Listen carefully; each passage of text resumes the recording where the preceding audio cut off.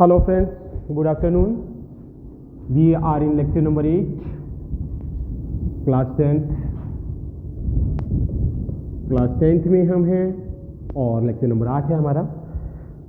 तो इस वीडियो में हमने बात की थी, बात हमारी चल रही थी प्रेजेंट सिंपल टेंस पे। आते हैं पॉइंट पर।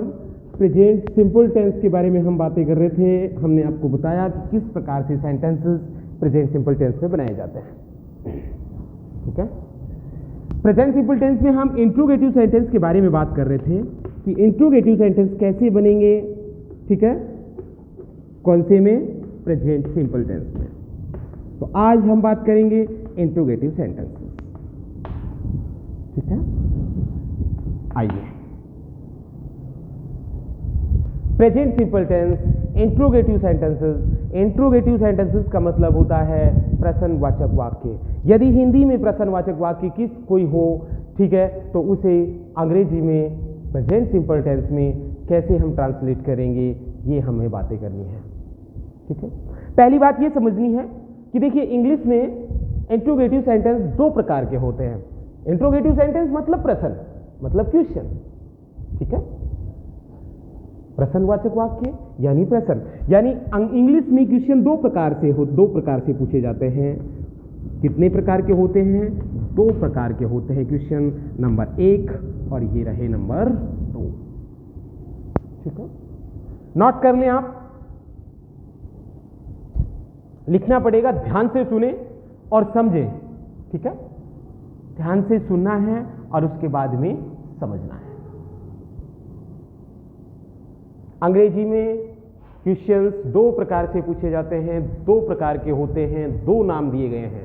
वो क्या क्या हैं वो हम यहां डिस्कस कर रहे हैं या बातें कर रहे हैं। यदि आप ध्यान से सुनेंगे 100% समझ में आएगा। ठीक है, 10वीं का वीडियो है, 10th क्लास में सभी स्टूडेंट ये देखें। ठीक है, सबको देखना है। ये ऊपर लिख रहा हूं, थोड़ा नीचे रह गया है, नीचे आपको नजर नहीं आएगा, इसलिए मैंने ये मिटाया है। जहां मैंने फिर दोबारा से लिख दिया है आपकी, ये रही आपकी क्लास 10th और हम क्वेश्चन के बारे में बात कर रहे हैं। और मैंने कहा क्वेश्चन दो तरह के होंगे अंग्रेजी में। किसमें? इंग्लिश में। इंग्लिश में क्वेश्चन दो तरीके से पूछे जाते हैं, दो तरीके से। कोई भी प्रश्न है उसकी अंग्रेजी आप दो तरीके से बनाएंगे। कैसे प्रश्न होते हैं? नंबर 1 होता है और वो होता है यस नो टाइप प्रश्न। कौन सा? Yes no type.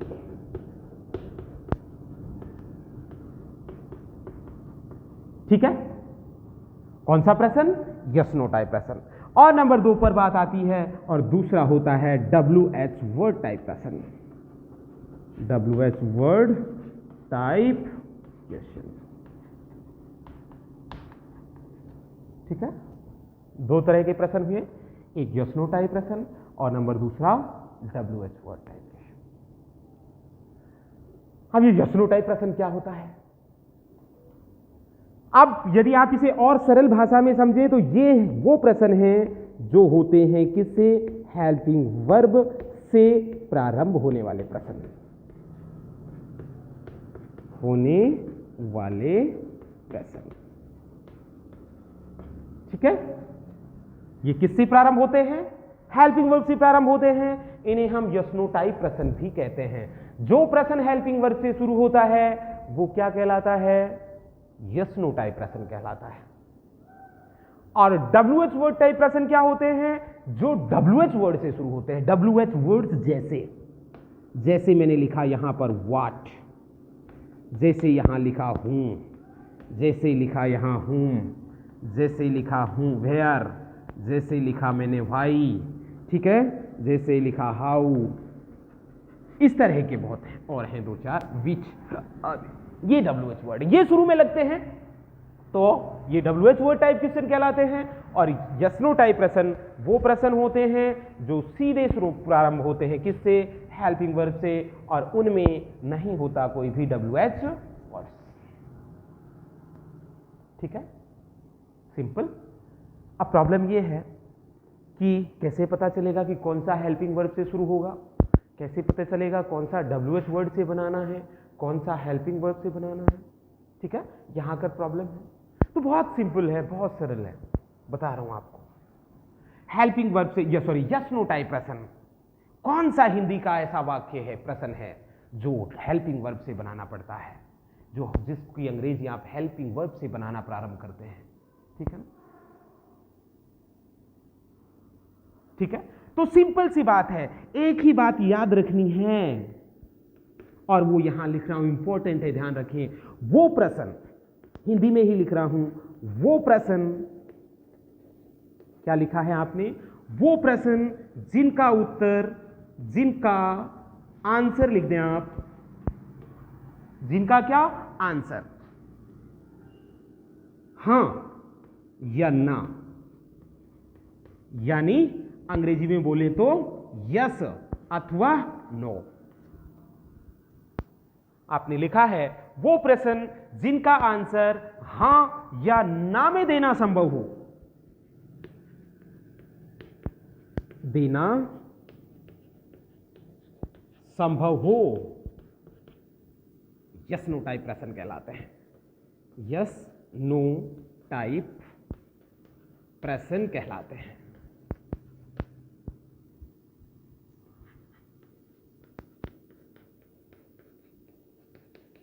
ठीक है, वो प्रश्न जिनके उत्तर किस में आते हैं, या तो हां में आता है या ना में आता है। और इस तरह के प्रश्न जिनके उत्तर हां या ना में आते हैं, उनकी आप जब भी अंग्रेजी बनाएं तो ध्यान रहे वो सीधे किससे शुरू होंगे, हेल्पिंग वर्ब से शुरू होंगे, WH वर्ड से प्रारंभ नहीं होंगे। और सीधी बात है, WH वर्ड का कैसे पता चलेगा, तो सिंपल सी एक ही बात है, वो प्रश्न जिनका उत्तर, जिनका आंसर यस अथवा नो या हां या ना में देना संभव ना हो,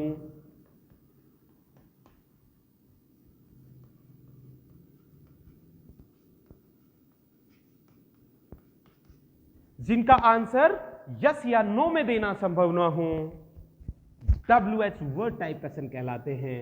WH वर्ड टाइप, आगे आप लिख दें, प्रश्न कहलाते हैं, प्रश्न कहलाते हैं। बात आ रही है समझ में? दो बातें लिखी हैं हमने, दो बातें लिखी हैं, कौन कौन सी? पहले हमें यह जज करना है कि अंग्रेजी बनाएंगे प्रश्नवाचक वाक्यों की, तो बनाएंगे कैसे, WH वर्ड से बनाएंगे या किससे बनाएंगे, हेल्पिंग वर्ब से बनाएंगे।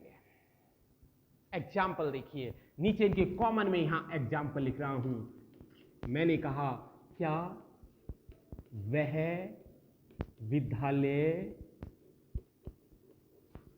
जाता है, ये रहा एक एग्जाम्पल नंबर 1। फर्स्ट अभी अंग्रेजी नहीं बना रहे हम, अभी हम ये जज कर रहे हैं कि ये हेल्पिंग वर्ब वाला है या WH वर्ड वाला है। क्या वह विद्यालय जाता है, ठीक है, क्या वह विद्यालय जाता है, क्लियर बात? अब ये देखिए कि इसका यदि हम आंसर दें तो किस में आएगा, हां या ना में। आप यही कहोगे, मैंने आपसे पूछा क्या वह विद्यालय जाता है, आप कहोगे हां सर वो विद्यालय जाता है, या आप कहोगे नहीं सर वो है विद्यालय नहीं जाता है, यानी हां या ना में आएगा। अर्थात इस प्रश्न की हम अंग्रेजी ये प्रश्न है कौन सा, यस नो टाइप है। कौन सा है ये, यस नो टाइप है। समझ में आ रहा है? फिर दोबारा से सुन लें, फिर मेरी बात को एक बार ध्यान से सुन लें। यस नो टाइप प्रश्न वो प्रश्न होते हैं जिनका उत्तर हां या ना में आता है, या हां या ना में देना संभव होता है। और WH वर्ड टाइप प्रश्न वो प्रश्न होते हैं जिनका उत्तर कभी भी हां या ना में नहीं आता, या जिनका उत्तर हम हां या ना में नहीं दे सकते। ठीक है, समझ में आ गई? मिटा रहा हूं, फिर एग्जाम्पल देखिए। अब 2-4 हिंदी के एग्जाम्पल बता रहा हूं आपको, इंग्लिश बाद में बनाएंगे, पहले हिंदी में समझ लें। आपको पता लगना चाहिए कि कौन से वाक्य की WH वर्ड से अंग्रेजी बनानी है, कौन से वाक्य की हमें हेल्पिंग वर्ब से बनानी है। ठीक है, देखिए और एग्जाम्पल देखिए। अभी हमने यहां पर एक एग्जाम्पल लिखा, और अभी मैंने ये एग्जाम्पल लिखा, मैं फिर से रिपीट कर रहा हूं। मैंने वो एग्जाम्पल ये लिखा है कि क्या वह विद्यालय विद्यालय जाता है, नंबर 1। ठीक है, इसका देखिए क्या वह विद्यालय जाता है, हाँ या ना में आएगा ना, हाँ या ना में आएगा, अर्थात ये है कौन सा प्रश्न, यस नो टाइप वाला। कौन सा, यस नो टाइप प्रश्न है। लेकिन इसी वाक्य को मैंने यह कहा, ठीक है, वह विद्यालय कहां जाता है, ये भी प्रश्न है, इसके पीछे भी प्रश्नवाचक चिन्ह लगा हुआ है। आप बताइए क्या वह विद्यालय कहां जाता है? हाँ ना में उत्तर आ रहा है क्या? नहीं आ रहा। आप कहोगे कि हाँ विद्यालय जाता है, गलत। वह विद्यालय कहां जाता है? आप कहोगे वह विद्यालय मालाखेड़ा जाता है, वह विद्यालय अलवर जाता है, जहां भी उसका विद्यालय है उसका नाम आप लोगे, यस या नो में उत्तर नहीं आएगा। अर्थात ये प्रश्न है, ये कौन सा प्रश्न है? ये है WH वर्ड टाइप प्रश्न।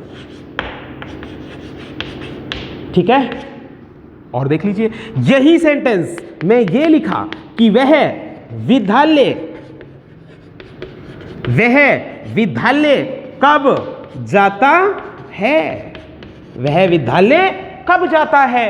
ये देखिए, क्या ये यस नो टाइप है क्या? क्या हाँ ना में उत्तर आ रहा है क्या? नहीं आ रहा। अर्थात ये भी कौन सा है? WH वर्ड टाइप है। ठीक है, ऐसे बहुत सारे एग्जाम्पल आप देख सकते हैं। ठीक है, ऐसे अनेकों एग्जाम्पल आप देख सकते हैं। बात आ रही है समझ में? यस नो टाइप क्यों है, यस नो टाइप क्यों नहीं है? ठीक है, हम टेंस पढ़ रहे हैं। जो लोग हमसे लेट जुड़े हैं उनके लिए जानकारी के लिए बता रहा हूं, kind for your information, we discuss about present simple tense, and in present simple tense we discussed here about interrogative sentences. ठीक है, हमने आपको बताया है कि there are 2 type of interrogative sentences in English, yes no type questions and WH word type questions. ठीक है, yes no type questions are those questions which possible answer is yes and no, yes और no. ठीक है, yes no type questions वो प्रश्न होते हैं जिनके संभावित उत्तर होता है हाँ या ना, जबकि WH वर्ड टाइप क्वेश्चन वो क्वेश्चन होते हैं जिनका आंसर कभी भी नहीं आता यस या नो में। बहुत सारे आप देखिए, ऑरली हम बात करते हैं। मैंने कहा तुम्हारा क्या नाम है, मैंने एक प्रश्न किया तुम्हारा क्या नाम है, क्या ये यस नो टाइप है? क्या हाँ ना में उत्तर आ रहा है? नहीं आ रहा। इसलिए कौन किससे बनाओगे? WH वर्ड से बनाओगे। मैंने कहा क्या वह जयपुर जाता है, क्या वह जयपुर जाता है? उत्तर आएगा हाँ या ना में, तो इसे बनाओगे किससे? हेल्पिंग वर्ब से। मैंने कहा वह कहां रहता है,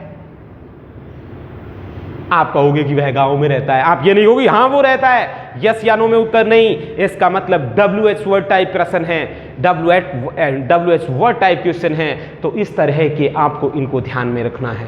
ठीक है, अब बात करते हैं स्ट्रक्चर्स की कि किस तरह से बनेंगे। तो इंट्रोगेटिव सेंटेंस के मैं स्ट्रक्चर बता रहा हूं यहां पर, कुछ महत्वपूर्ण है, ध्यान रहे। प्रेजेंट सिंपल टेंस है ये यदि समझ लिया, ये याद कर लिया तो कहीं धोखा नहीं मिलेगा टेंस में 100%। ठीक है ना, सबसे ज़्यादा पूरे टेंसों में सबसे ज़्यादा वाक्य इसी टेंस में लिखे जाते हैं, मैं बहुत बार आपको बता चुका हूँ। तो इंट्रोगेटिव सेंटेंस में फर्स्ट फॉर्मल वो बता रहा हूँ मैं, और वो बात कर रहे हैं प्रेजेंट सिंपल टेंस में हम डू डज प्लस लगाया सब्जेक्ट प्लस लगाई वर्ब की फर्स्ट फॉर्म, बचा कुचा अंत में लगा और अंत में प्रश्नवाचक चिन्ह वाक्यों में होगा ता है, ती है और ते है। ये हो गया यस नो टाइप वाला। लेकिन यदि इसे WH वर्ड से बनाना है आपको, तो शुरू में आपको लगाना पड़ेगा WH वर्ड, ठीक है, और उसके बाद में आपको लगाना पड़ेगा सब्जेक्ट, वो सॉरी डू या डज, उसके बाद में आपको लगाना पड़ेगा सब्जेक्ट, उसके बाद में लगाएंगे वर्ब की फर्स्ट फॉर्म, और वही बाद में अंत में प्रश्नवाचक चिन्ह वाक्यों के अंत में यहां भी मिलेगा क्या आपको? ता है, ती है, ते है। लेकिन एक बात और कि ये दोनों ही वाक्य किसमें हैं? एवी में, एक्टिव वॉइस में। यदि हम बात करें पैसिव की, तो पैसिव बनाएंगे तो प्रेजेंट सिंपल के पैसिव में हम कहते हैं यूज हम लेते हैं क्या? इज, आर और एम। प्लस लगा देंगे सब्जेक्ट, प्लस लगा देंगे वर्ब की कौन सी फॉर्म, थर्ड फॉर्म। इसके बाद में बचा कुचा वाक्य के अंत में प्रश्नवाचक चिन्ह, वाक्य में आएगा ता है, ती है और ते है। लेकिन वाक्य किस में होगा? पैसिव वॉइस में होगा। ठीक है ना। अब WH वर्ड से बनाएं तो WH वर्ड से भी बना देंगे। WH वर्ड प्लस ERM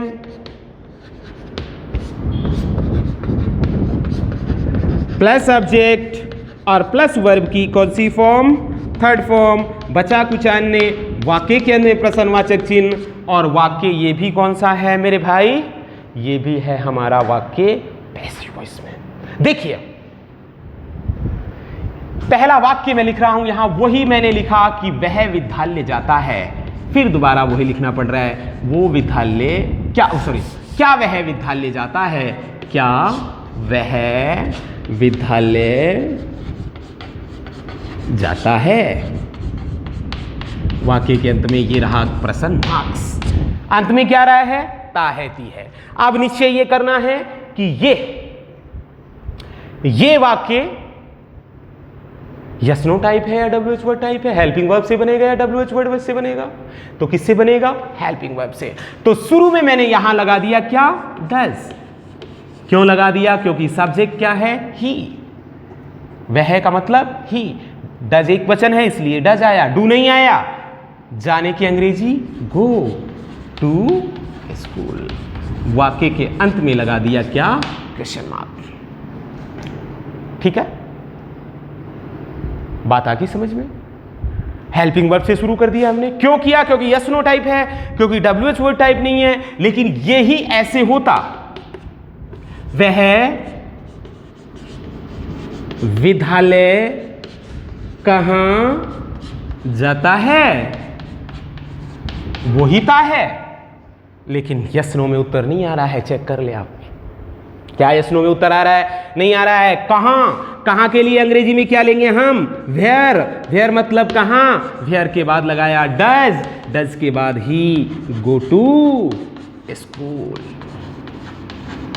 ये रहा प्रश्नवाचक चिन्ह। समझ में आ रहा है? तीसरा एग्जाम्पल लिखा मैंने इसी को ही, वह विद्यालय कब जाता है, वह विद्यालय कब जाता है, कब जाता है। ये रहा आपका। क्या ये हेल्पिंग वर्ब से शुरू होगा? नहीं होगा। किससे होगा? WH वर्ड से। कब के लिए क्या लगाएंगे हम? व्हेन। व्हेन के बाद does he go to school. इस तरह से। तो ये समझना है आपको। हो जाएंगे ना ये?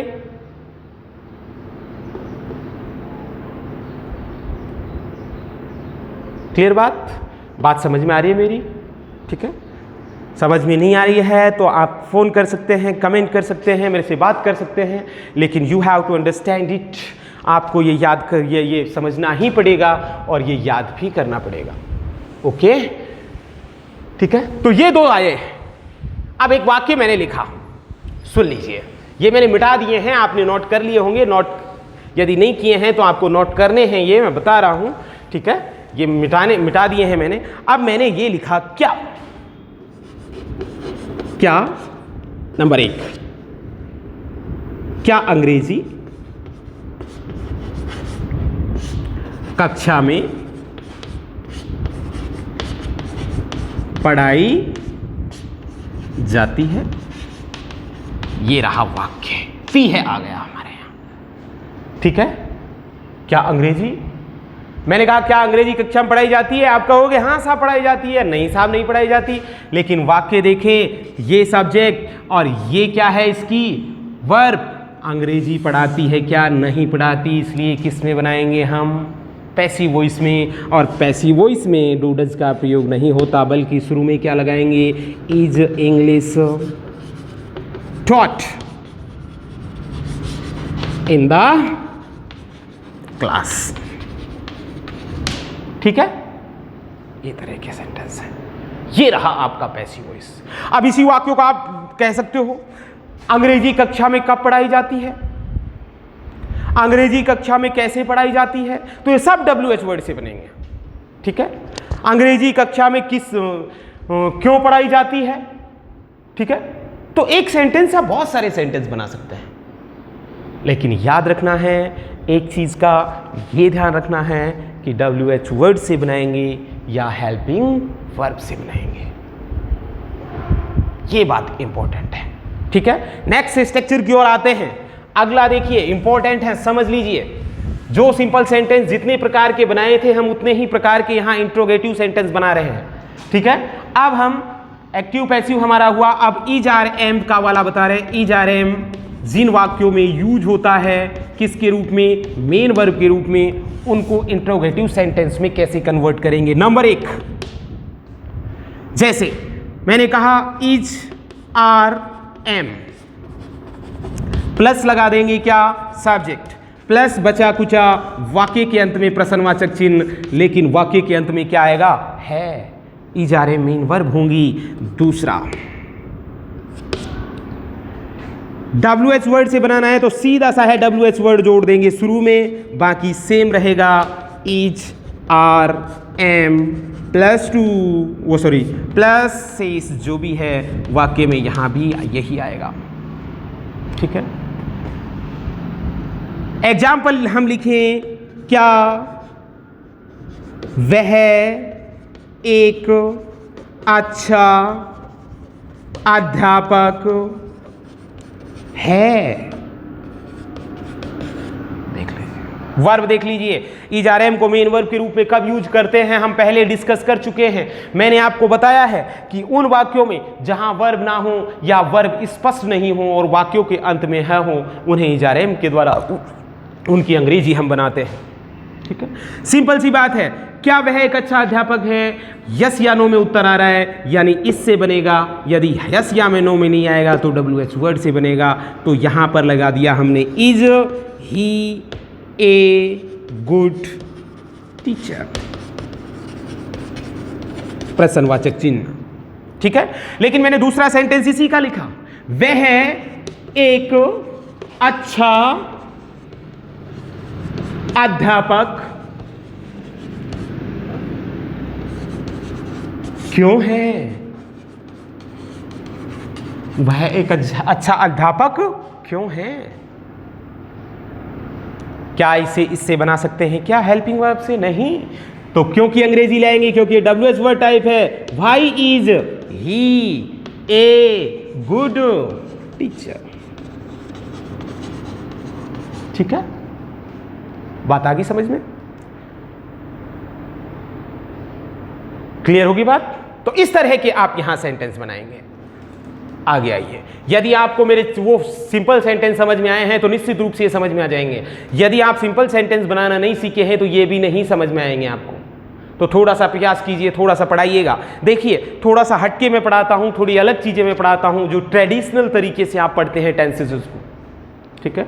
यहां मेरे से आपको कुछ अतिरिक्त मिलेगा, कुछ अलग तरीके की चीजें मिलेंगी, ठीक है। लेकिन यदि आप समझोगे तो कंफर्म है कहीं टेंस में कहीं किसी से पढ़ने की आपको जरूरत नहीं पड़ेगी।